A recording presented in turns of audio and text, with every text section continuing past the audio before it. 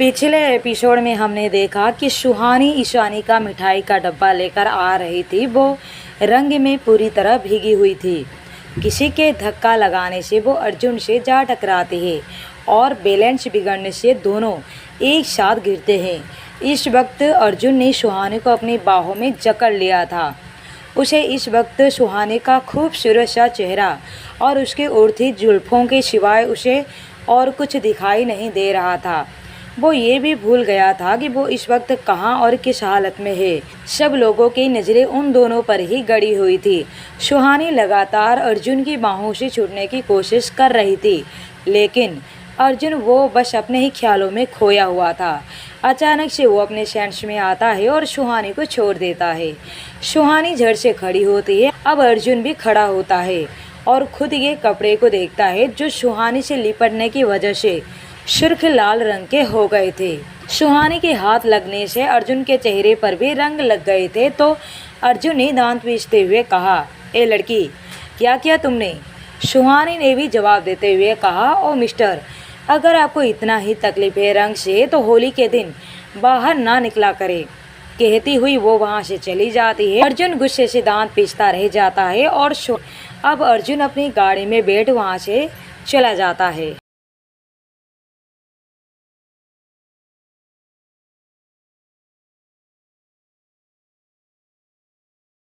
अर्जुन उस जगह पर पहुंचता है जहां की ज़मीन खरीदने के लिए मिस्टर मल्होत्रा से बात किया गया था। अर्जुन की हालत को देखकर सब हैरान थे। अपने रुमाल से चेहरे के रंग को साफ करने के बावजूद उसका चेहरा अभी भी बंदर की तरह लाल था। उसके सामने हंसने की तो हिम्मत किसी की भी नहीं थी। सबने बड़ी ही मुश्किल से अपनी हंसी को रोक रखा था। अगर मुझ पर हंसना आप लोगों का हो गया हो तो काम की बातें कर ले। अर्जुन की कड़क आवाज़ को सुनकर सब एकदम से शांत हो जाते हैं। अंगद, कॉरपोरेशन वालों को बुलाया है? हाँ सर। कॉरपोरेशन कंपनी वाले अर्जुन के सामने आ खड़े होते हैं। सर, एक बात बोलूं? अंगद ने डरते डरते अर्जुन से पूछता है। अर्जुन ने बिना उसकी ओर देखे कहा, हाँ बोलो। तो अंगद ने कहा, सर, अगर इस जगह पर आप सोसाइटी बनाएंगे तो काफ़ी ज़्यादा फ़ायदे में होगा, क्योंकि ये जगह एयरपोर्ट और रेलवे स्टेशन से काफ़ी ज़्यादा दूर पड़ता है और होटल इन दोनों जगहों पर ज़्यादा चलते हैं। बाकी ये बहुत ही वेल मेंटेन्ड इलाका है। यहाँ पर हाई प्रोफाइल लोग रहते हैं। अगर यहाँ पर अपार्टमेंट बनेगा या मॉल सुपरमार्केट बनेगा तो काफ़ी ज़्यादा फ़ायदे में होगा। अंगद अपनी राय अर्जुन के सामने रखता है, जो उसे भी ठीक लगता है। अर्जुन ने कहा, यहाँ पर एक सुपर लग्जरियस फ्लैट्स 4 BHK बनाओ। अंडरग्राउंड में पार्किंग होगा। क्या कहते हैं आप मिस्टर मल्होत्रा? तो मिस्टर मल्होत्रा ने कहा, मैं क्या कह सकता हूँ मिस्टर सक्सेना, ये अब आपकी ज़मीन है, आप जो चाहे बनाएं, होटल बनाएं या अपार्टमेंट, आपकी मर्जी। बस मैं कह रहा था कि आप अगर एक बार मेरे ऑफ़र के बारे में। अर्जुन के गुस्से से भरी हुई आंखों से उसकी तरफ देखा तो मिस्टर मल्होत्रा की आवाज़ उनके गले में ही दब कर रह जाती है। अर्जुन ने कॉरपोरेशन कंपनी वालों को ऑर्डर देते हुए कहता है, हाफ पेमेंट आपके अकाउंट में आज ही ट्रांसफ़र हो जाएगा। अभी कल से यहाँ पर अपार्टमेंट का काम शुरू हो जाना चाहिए। तो कॉरपोरेशन कंपनी वालों ने कहा, तो फिर सर, भूमि पूजन का काम आज ही आप लोग कर लीजिए। हम यहाँ मटेरियल लाकर आज ही गिरा देंगे और कल से काम शुरू हो जाएगा। अर्जुन ने कहा, अर्जुन सक्सेना जो करता है वो अपने दम पर करता है। मुझे किसी पूजा पाठ करने की ज़रूरत नहीं। मटेरियल अच्छा होगा तो मकान टिका रहेगा, नहीं तो अगर गिरा तो आपके कॉरपोरेशन का धंधा बंद हो जाएगा। अर्जुन ने अपने आंखों पर चश्मा चढ़ाते हुए बोलता है, नहीं नहीं सर, आपको शिकायत का कोई मौका नहीं मिलेगा। हम कल से ही काम शुरू कर देंगे। कॉरपोरेशन वालों ने कहा, चलो अंगद। अर्जुन कुछ कदम जाने के बाद रुक जाता है और पीछे बिना मुड़े कहता है, हाँ, और इस अपार्टमेंट का नाम होगा वसुंधरा। अर्जुन अपनी गाड़ी में बैठ जाता है और अंगद गाड़ी स्टार्ट कर देता है। बार बार वह चोरों नज़रों से अर्जुन को देख रहा था। तो अर्जुन ने कहा, मैं तुम्हारी होने वाली बीवी नहीं हूँ जो मुझे चुप चुप के देख रहे हो। जो कहना है बोल सकते हो। तो अंगद ने कहा, सॉरी सर, मेरी जॉब। तो अर्जुन ने कहा, पहली और आखिरी गलती समझकर माफ़ कर रहा हूँ। आई होप कि आगे से तुम ऐसी बेवकूफ़ी नहीं करोगे। मैं तुम्हें इसलिए झेल रहा हूँ क्योंकि तुम मुझे झेल रहे हो, नहीं तो तुमसे पहले तुम्हारी जगह पर 1 महीने से ज़्यादा कोई टिक नहीं सका। अब बेचारा अंगद चैन की सांस लेता है और उसने मन ही मन सोचा, टिकेगा भी कैसे? आपका ये 100 किलो का एटीट्यूड किसके अंदर झेलने की हिम्मत है? तो अर्जुन ने कहा, अंगद तुम फिर से मुझे मन ही मन कोस रहे हो। लगता है तुम्हें अपनी जॉब प्यारी नहीं। यह सुनकर अंगद चौंक जाता है और मन ही मन सोचता है, क्या इस इंसान को मन की बातें पढ़ना आता है? ये भी क्या सुपर पावर है? उसने फिर से अर्जुन से कहा, नहीं नहीं सर, सॉरी। आधे घंटे के बाद अर्जुन की गाड़ी सक्सेना मेंशन के बाहर खड़ी थी। सिक्योरिटी गार्ड वाले दरवाज़ा खोल रहे थे। अर्जुन को देखकर दोनों गार्ड्स की आंखें हैरानी से बड़ी हो जाती है। गाड़ी जल्दी से पार्किंग में पहुंच जाता है और डोरबेल बजता है तो अगले ही पल दरवाज़ा अंदर की तरफ से खुल जाता है। हैप्पी होली भाई। आरव दरवाज़ा खोलते ही मानव के गले लग जाता है।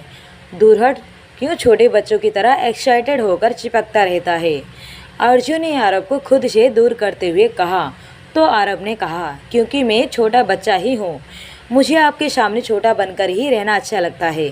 तो अर्जुन ने कहा, ठीक है, फिर अपनी बात को भूलना मत, कभी मेरे सामने बड़ा बनने की कोशिश भी मत करना।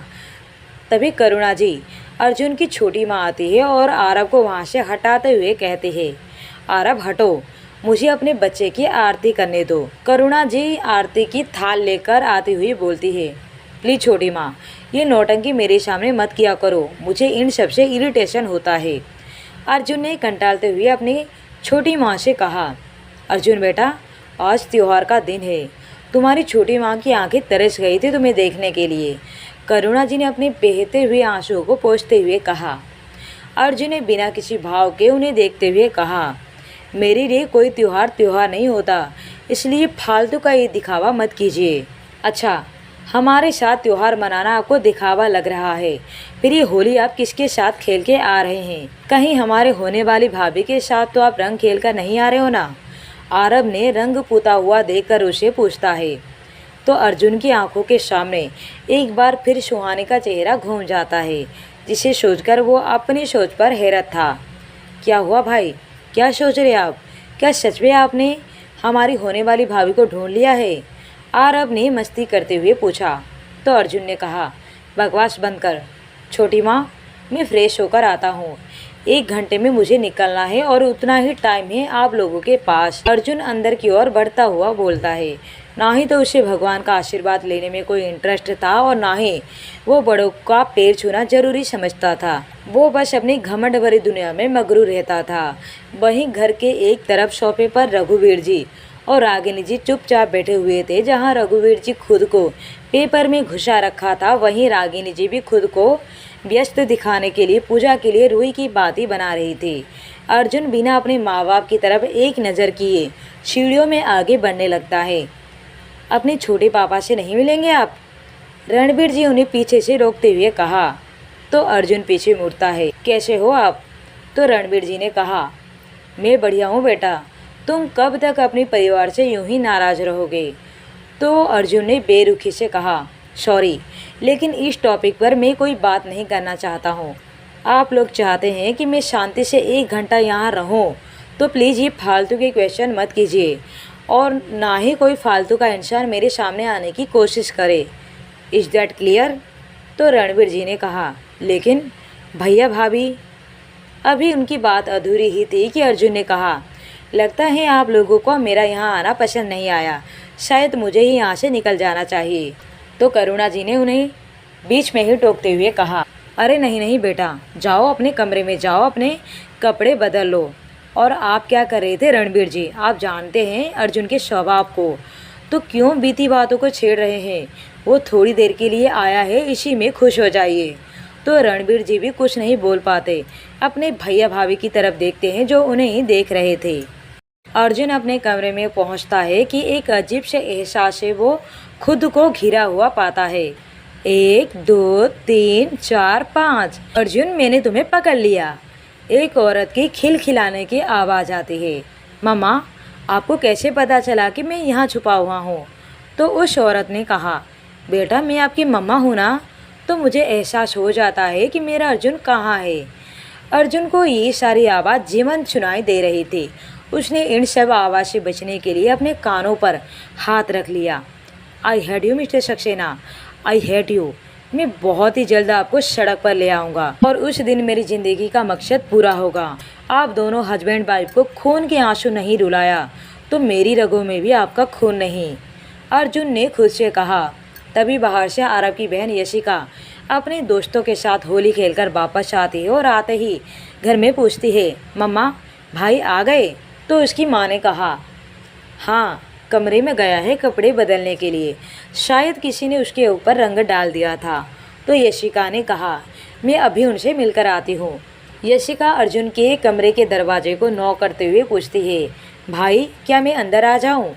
तो यशिका की आवाज़ सुनकर अर्जुन दरवाज़ा खोल देता है। यशिका ने अंदर आते हुए पूछा, भाई क्या मैं आपको थोड़ा सा कलर लगा सकती हूँ? तो अर्जुन ने उसे घूरते हुए देखा। भाई इतना तो लगा हुआ है, थोड़ा सा और लगवा लीजिए ना, हर कोई अपने भाई बहन के साथ होली खेलता ही है।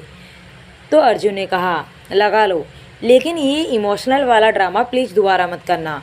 तो यशिका ने कहा, क्या करूँ भाई, बिना इमोशनल ड्रामा के कोई बात सुनने के लिए तैयार ही नहीं। यशिका अर्जुन के गालों पर गुलाल लगाने लगती है। तो आरव जो कि कमरे से बाहर ये सब देख रहा था, उसने कहा, भाई ये तो गलत बात है, आपने मुझसे रंग नहीं लगाया और इस चूहिया से रंग लगवा लिया। तो यशिका ने कहा, क्या कहा आपने, मुझे चूहिया? तो आरव ने मना करते हुए कहा, अरे नहीं, मैं तो तुझे यशिका कह रहा था, लगता है शायद तेरे कान बज रहे हैं जो तुझे यशिका की जगह चूहिया सुनाई दिया। कहता हुआ आरव आगे बढ़ता है और अपने हाथों में भरा हुआ गुलाल अर्जुन के चेहरे और बालों पर रगड़ देता है। अर्जुन गुस्से से अपनी आंखें भींच लेता है। अच्छा, तो इसलिए तुम मुझे बार बार यहाँ बुला रहे थे ताकि मुझे परेशान कर सको?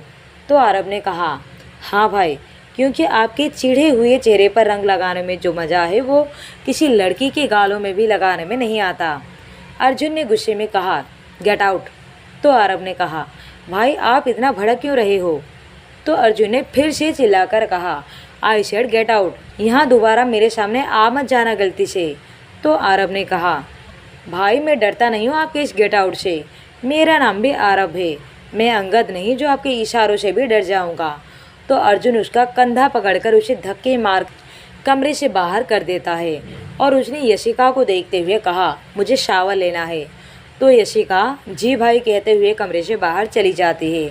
आरव बाहर जाकर खिलखिलाकर हंस पड़ता है और यशिका से कहता है, इनका गुस्सा देखा तुमने यशिका, बेचारी मेरी होने वाली भाभी कैसे झेलेगी उन्हें? तो यशिका ने कहा, तुम्हें लगता है कि भाई कभी शादी करेंगे भी? उन्होंने फैसला लिया है कि वो कभी शादी नहीं करेंगे। तो आरव ने कहा, देखते हैं भाई अपने फैसले पर कब तक टिके रहते हैं। तभी कोई फिर से अर्जुन के दरवाजे पर था। अर्जुन ने चिढ़ते हुए दरवाजे की ओर देखते हुए कहा, आई शेड गेट। वो बोल ही रहा होता है कि बोलते बोलते रुक जाता है, क्योंकि ना तो दरवाजे पर आरव था और ना ही यशिका। दरवाजे पर कोई और ही खड़ा था, लगभग 6 फुट का एक नौजवान, उम्र कुछ अर्जुन के आसपास ही होगा, 25-26 का, मस्कुलर बॉडी, सिल्की हेयर, भूरी भूरी आंखें। देखने में वो किसी हीरो से कम नहीं था, जिसे देखकर अर्जुन भी एक पल के लिए समझ नहीं पाता है कि वो कैसा रिएक्ट करे। उसने लगभग थोड़ी तेज आवाज़ में कहा, अभी? तो अभिमन्यु ने कहा, हाँ अर्जुन, मुझे तो लगा कि तू मुझे भूल ही गया होगा, पहचानेगा भी नहीं। 10 साल के बाद हम दोनों मिल रहे हैं। तो अर्जुन ने कहा, तू मेरा बचपन का दोस्त है, तू सोच भी कैसे सकता है कि मैं तुझे भूल सकता हूँ। दोनों एक दूसरे के गले लग जाते हैं। वैसे अर्जुन अपने फैमिली मेम्बर को भी किसी को गले से नहीं लगाता था, पर अभी ये अर्जुन का बचपन का जिगरी दोस्त है। जब अभी को पता चला कि अर्जुन इतने सालों के बाद अपने घर आ रहा है तो अभी उसे मिलने के लिए आया हुआ है। दोनों बेड पर बैठकर बातें करने लगते हैं। अभी ने अर्जुन से पूछा, और बता दोस्त, कैसा चल रहा है तेरा? सुना है मुंबई जाने के बाद तो इंसान से रोबोट बन चुका है, जिसके ज़िंदगी में प्यार के लिए कोई जगह नहीं, काम काम और काम। ऐसा भी क्या जुनून सवार है तुझमें? अर्जुन ने कुछ सीरियस होते हुए कहा, सही सुना तूने, मेरी ज़िंदगी का मकसद प्यार करना या शादी करना नहीं, बल्कि किसको बर्बाद करना है। मेरा छोड़, तू अपनी बता, तेरे लाइफ में क्या चल रहा है?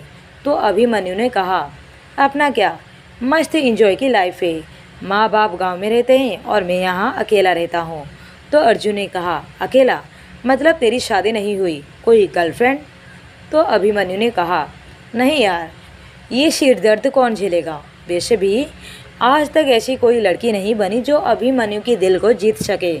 तो अर्जुन ने कहा, रहने दे भाई, प्यार में पड़ने से पहले हर बंदा यही डायलॉग फेंकता रहता है, लेकिन सच तो ये है कि हर किसी के लिए कोई ना कोई तो बना ही होता है। बस अभी तेरे सामने नहीं आई, लेकिन कहीं ना कहीं तो होगी। यहाँ दूसरी ओर एक बहुत बड़ा स्टेज, उस स्टेज में होस्ट ने खुशी से अनाउंस किया, and the best fashion designer award goes to miss Aarohi Chopra.